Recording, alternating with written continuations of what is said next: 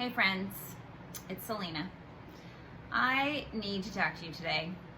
I got asked in my group by, obviously, someone that's in my group, asked me the question, can we talk about thick skin and how are you doing with keeping it up? So I know what she was talking to was in reference with being in conversation about the hot topics that are happening right now in our world. My guess it was most likely Facebook or some other social media platform. And my thought about that was I don't think it's necessarily having thick skin so much is it, do we understand how communication between two humans work? Today I want to give you a little bit of information about this. I'm going to give you some hard truths and what I'm calling the rules of conversation to help you maybe understand why these things are happening. But I think in general, we think that people that are our friends or in our circles have the same views that we do or the same intentions that we do. And what we're coming to find out, unfortunately, or not even unfortunately, but what we're coming to find out is it's not necessarily true at all. People might have all kinds of different ideas and thoughts and beliefs than we thought they did, and definitely different ones from what we believe. And it's fine. It's called human nature.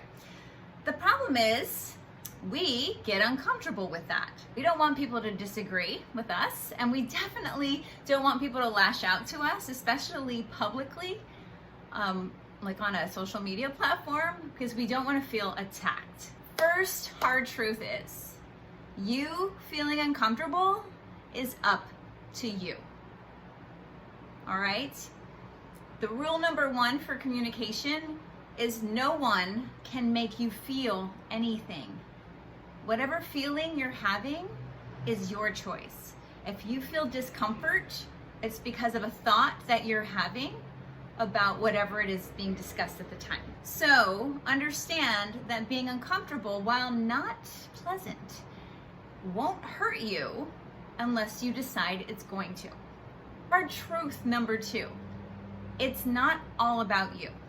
Rule number two, communication is dependent not just on your intention, but the thought model or filter of the recipient. So here's how it works. You say or type words with your thoughts and feelings in play and with a specific desired result that you're looking to achieve. All right, so maybe your thought is, I believe this to be true, whatever it is that you want to say. You believe it to be true. You feel certain about that. This thought causes you to feel certain. So then you take action, and your action is, I'm going to share my belief to help others. Okay? And from that action, result you're looking for is that this truth helps people. So this might be where you're coming from when you're talking to someone or you are writing a post on social media. This might be where your brain is, your thought model. That's what this is. Thoughts cause your feelings. Feelings create actions. Action create results. Now, you say those things. Then that information goes and lands on the recipient. The recipient is going to have a thought based on his or her lived experience, right? On their lived experience. You have a filter based on your lived experience. The recipient is going to have a filter or a thought model based on their lived experience. It's important to remember that. We don't all think the same. I know it's hard to believe, but it's true, okay? So they have a different filter than you do. So these words, what was it? Well, whatever it is that you said, share my belief to help others. So those words are spoken with the result, the result you want is this truth helps people. Now this person hears your words. So the person said, so their circumstance, their situation is person, meaning this person here says words. The thought of this recipient is, I can't believe she thinks that's true. So the feeling created by that thought is anger. All right? So, and this is just an example. Maybe it's a different feeling, but most likely it's a negative one based on this thought. So if they feel anger, the action will be respond to words said with words of disagreement. And the result of that is now this person, my thoughts are true. The person's result in their mind, because of this part of their thought model, is that their thoughts are true.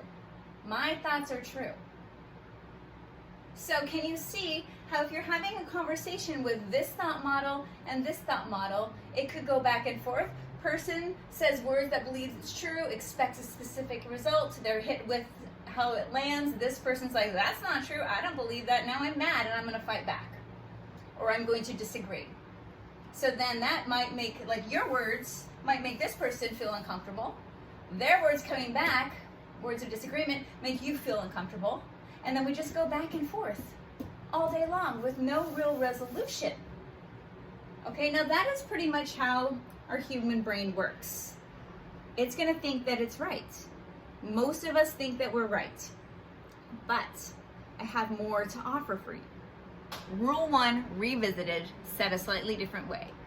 You have no control on how other people think and feel. And the way they think and feel is completely their choice. So that brings me to hard truth number 3. You cannot force people to hear or see what they aren't ready to hear or see. And the same goes for you. Rule number 3 is prepared and expect to be disappointed in conversations about hot topics. People won't agree. Expect it. And when you expect it, then it's not that big of a deal. It's not a surprise. It's not a shock. You might not feel attacked. If you know that your words are yours and it's landing on someone in a way that creates a response that you don't like, you should be prepared for that. You should understand that. You should now understand how the brain works and why this is happening. It's normal, you guys, even when it's not in a really hot topic time of our lives, when it's not the way the world is right now. This has always been the way communication works. So if you understand how your words could land differently on the recipient of the words, then now you can decide if you want to engage in conversation, knowing what to expect and knowing why it's happening. Also, in our current climate, if you're expecting to have conversations about what's going on in the world, you also want to expect to be uncomfortable. And I know we don't like being uncomfortable, but you have to be willing to do that in order to have a conversation. And you have to be willing to choose a response that is going to be helpful in furthering the conversation instead of like attacking back, or shutting down completely. Feel attacked? I want you to ask yourself this question. What thought about what this person said is creating a feeling of being attacked? Or maybe it's fear or anger or whatever. What thought am I having that's making me feel this negative emotion? Once you know what you're thinking, it gives you some power to understand, oh, is that thought something I want to have? And is this feeling something I want to feel? And if you do want to feel anger or fear or frustration, that's fine. But still, I want you to take a moment and ask yourself, how am I going to respond? How do I want to respond to this? Now, after knowing what I've taught you today, I'm hoping that your response will come from a place of the knowledge that we aren't always going to agree and that we can't force people to believe what we believe. So how can you respond? Bonus points.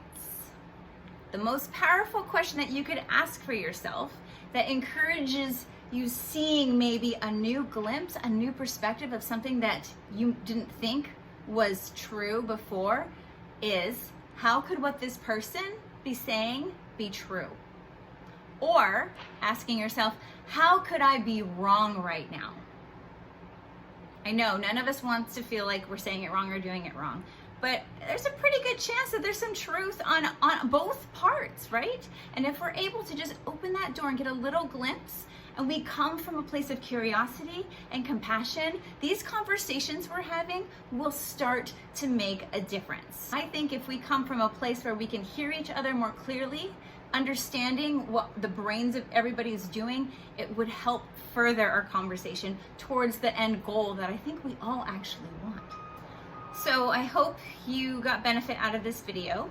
My goal really isn't to help you have thick skin per se, but to have you understand how to have an open heart and an open mind in conversations. Let's open ourselves up to compassion and curiosity and make a difference.